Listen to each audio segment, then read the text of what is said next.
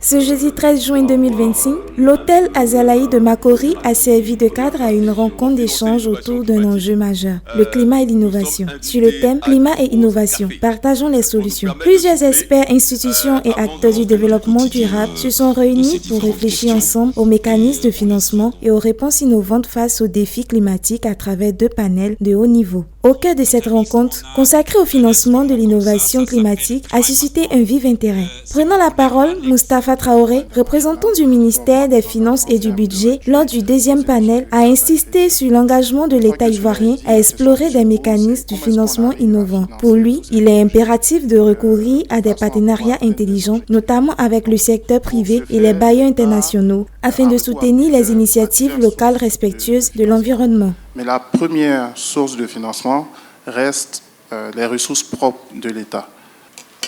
Au-delà de ça, les recettes sont limitées, les besoins sont conséquents, donc on a recours à d'autres sources de financement.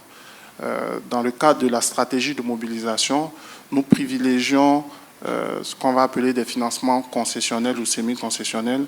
Donc ce sont des sources de financement très avantageuses qui nous permettent de lever des fonds à moindre coût. Cette journée d'échange a permis de mettre en lumière des expériences concrètes, mais aussi de renforcer la collaboration entre acteurs publics et privés autour d'un objectif commun. Faire de l'innovation un levier pour un climat plus sûr et une économie plus résiliente. La lettre de clôture du Premier ministre a mis fin à cette première édition, saluant la qualité des échanges et la forte mobilisation des participants. Il a rappelé que 3 panels de haut niveau ont rythmé cette journée, chacun apportant une pierre à l'édifice de la lutte contre le changement climatique. Selon lui, ces échanges ont été d'une grande richesse et ont permis de dégager de nombreuses recommandations ainsi que des axes de travail concrets, ouvrant la voie à une collaboration renforcée entre les acteurs publics, privés et la société civile. La cérémonie d'ouverture officielle, présidée par son Excellence, Monsieur le Premier ministre, a marqué un moment fort et nous l'avons tous vécu. À travers son allocution, il a donné des orientations claires aux participants ainsi qu'aux experts, les invitant à se pencher sérieusement sur les questions climatiques.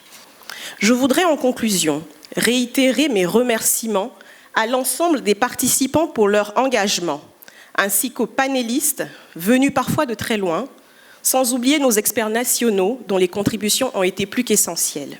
Je déclare donc close cette première édition de la conférence sur le climat et l'innovation, vous invitant à rester sur place pour partager ensemble un moment convivial à l'occasion de la pause déjeuner. L'après-midi, quant à elle, sera consacrée au Salon de l'innovation qui viendra clôturer en beauté ces 2 jours d'échange. Je vous remercie pour votre attention.